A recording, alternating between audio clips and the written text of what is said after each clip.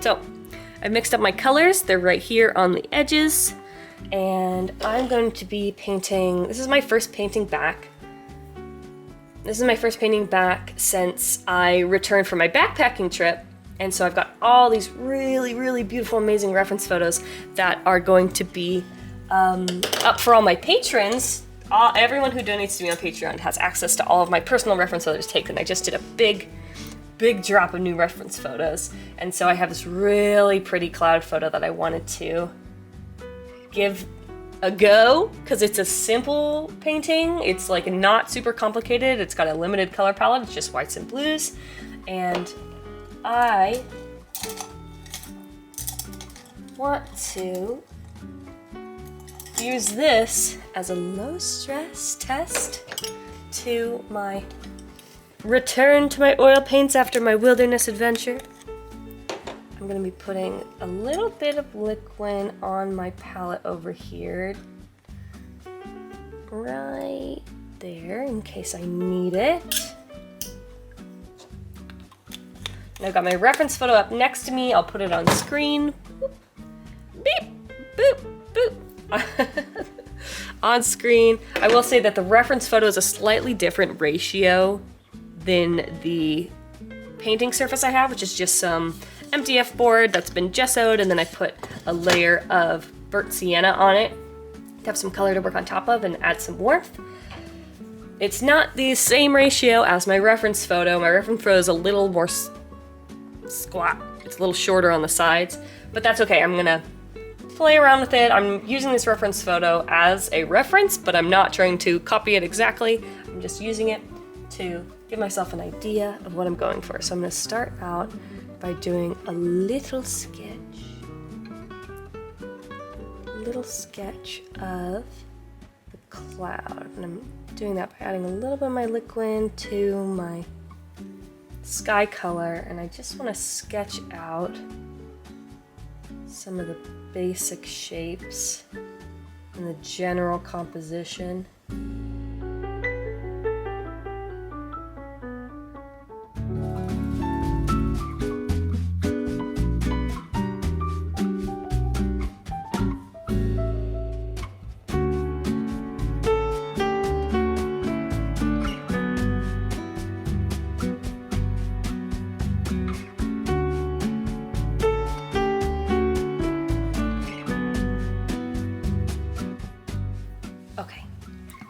So that's my sketch. That was really quick. No need for anything fancy. Just giving myself a little bit of an outline to play with so that I can have just some idea of what the general look of the painting is. So when I'm starting to paint on, I don't say overshoot a big blob of the sky. I have it all laid out beforehand so I know that I like the general look. So now, I want to fill in the sky with our pretty sky color that I mixed up here. I'm going to use a fairly big brush. I'm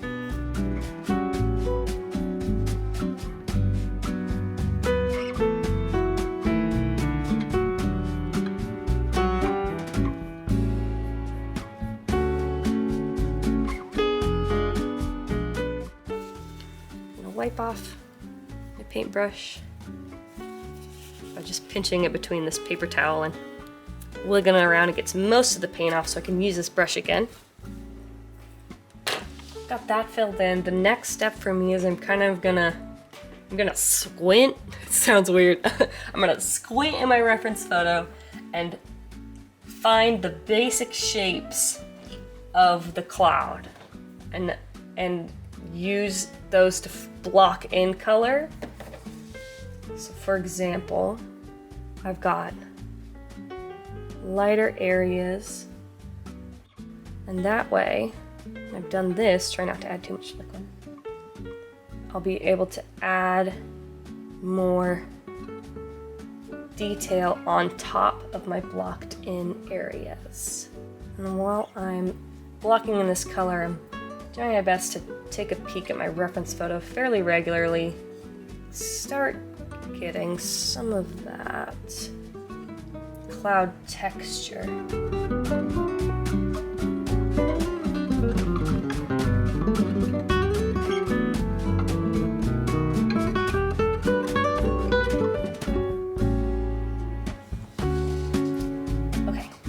These are more of my highlighted midtones. I want to go in with my shadowy midtones. I think I'm going to go with this color here. Let's see how that looks. Yeah, that sounds good. I'm going to fill in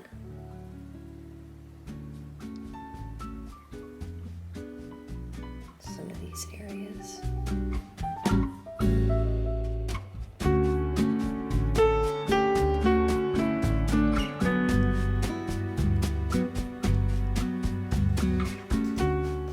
Never mind, I'm gonna go with a slightly darker colors first.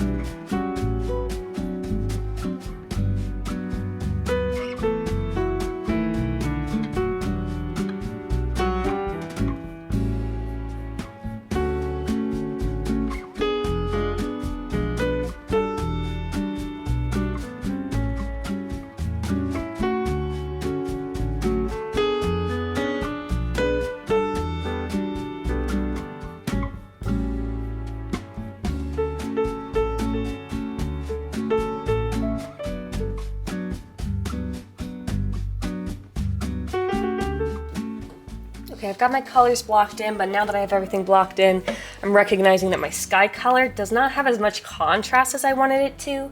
So I'm going back in with my sky color brush. Actually, I think I'm gonna go smaller. I think I'm gonna go with this guy. I got a slightly darker sky color that I pulled from up there just in case I wanted it. I'm gonna go back in and cover up some of my sky, just darkening it a little bit.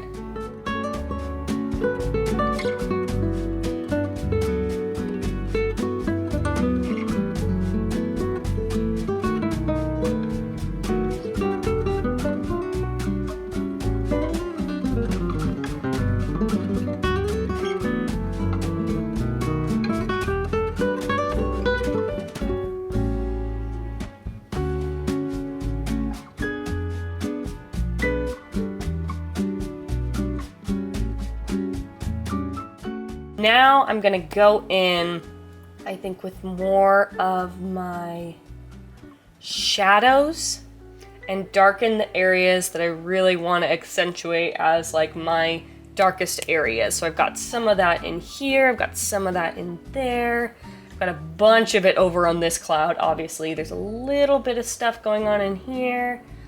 And I'm just gonna slowly work up some of those shadows and then scoot along to my highlights. But let's start with those shadows. I think I'm gonna keep I've got this really lovely Old Holland brush.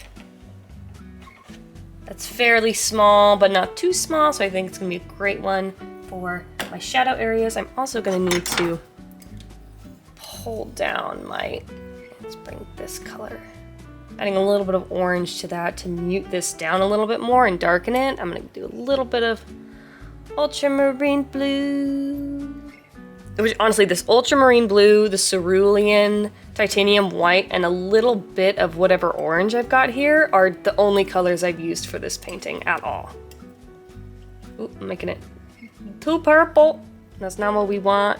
Let's bring back some of the cerulean in there and see if we can bring back those blues. Too purple. That orange that I have has a lot of red in it.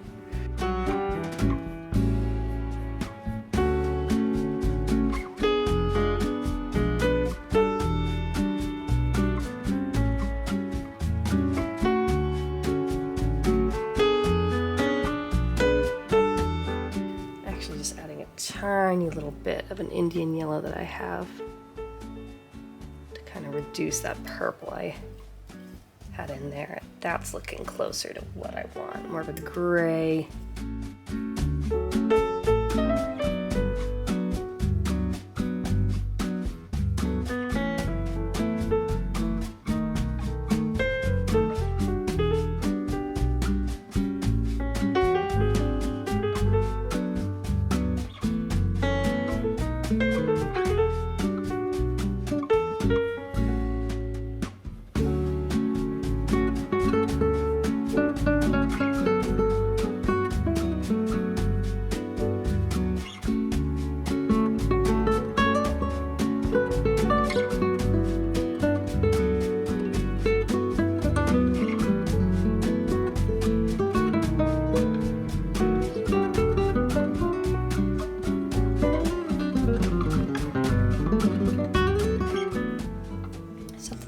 Doing when I'm working with these shadows is not very much paint on my brush and tiny little tapping motions to blend everything together.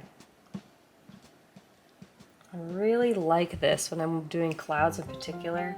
It gives a really fluffy texture, I feel like, if that makes sense, where with water a lot of times I feel like, you know, you do a lot more strokes and stuff like that. With these clouds, once I kind of made sure everything is covered, I'm doing a lot more careful tapping to blend my colors together as I'm layering the shadows into the cloud.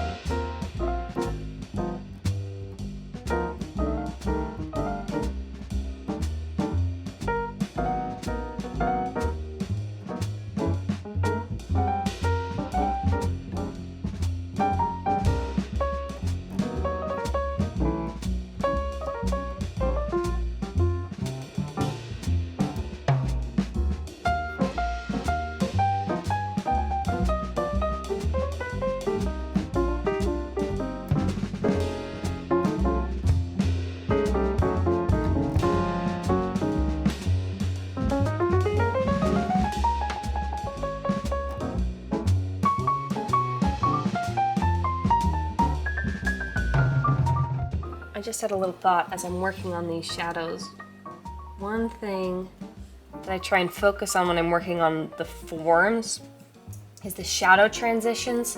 For example, if you're looking over here, maybe here, let's zoom in. I'll get you a nice up close and personal with what I'm working on. Oh, just kidding, that's as far as it zooms in. Let's scoot you up. When I'm working with forms,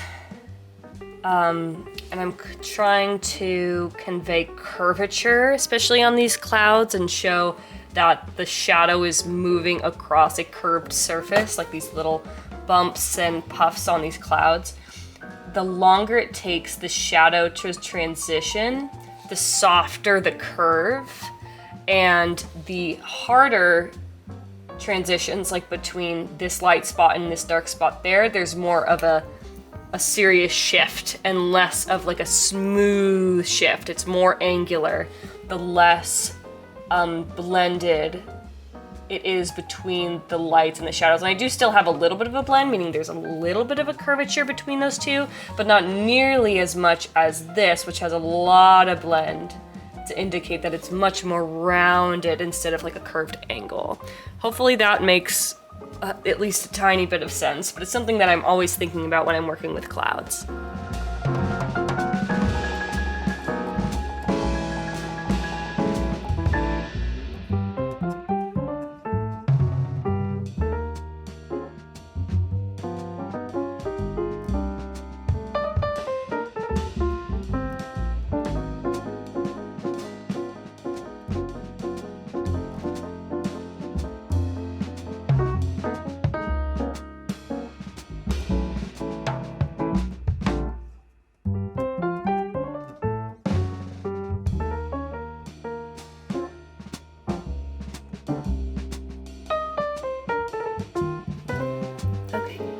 doing a lot of subtle work on my shadows.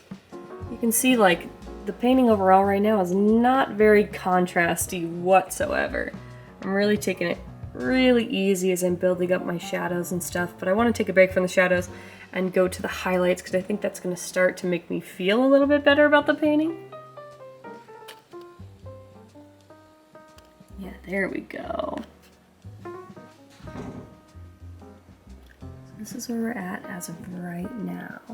Okay, I literally just got 2 new light bulbs from my studio, and I changed the camera angle slightly to test this out too.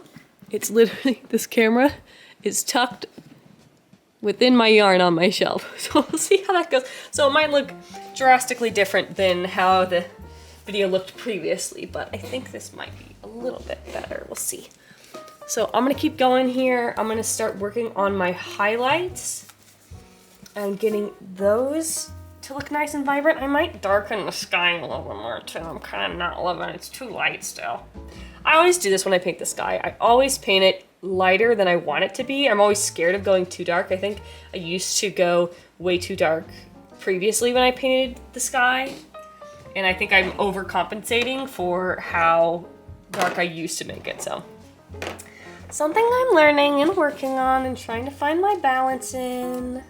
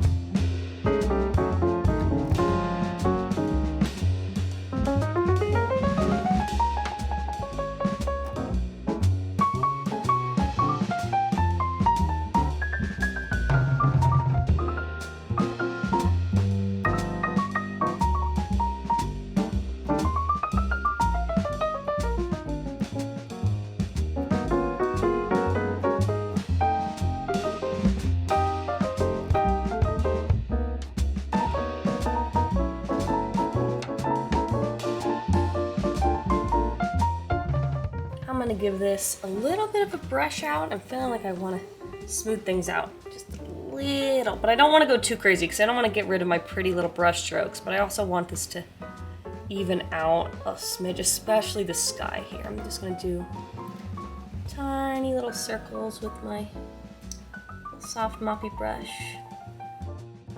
It's easy to brush it out too much, and I don't wanna do that, but I do wanna bring out some evenness.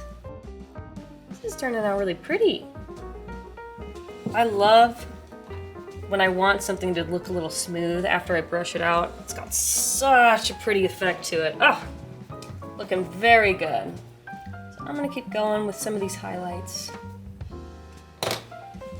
Just keep building and building and building. This is a very slow process. I'm taking all the time I want.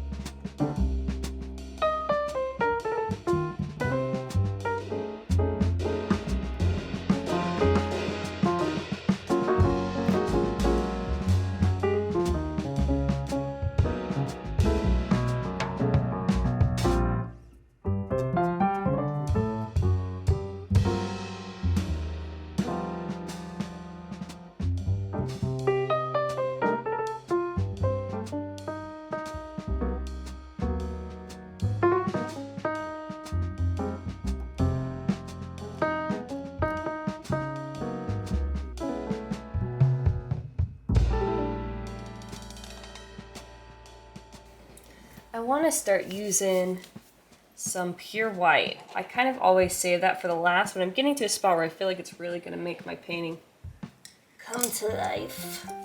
And I'm needing it, so I'm going to bring some over.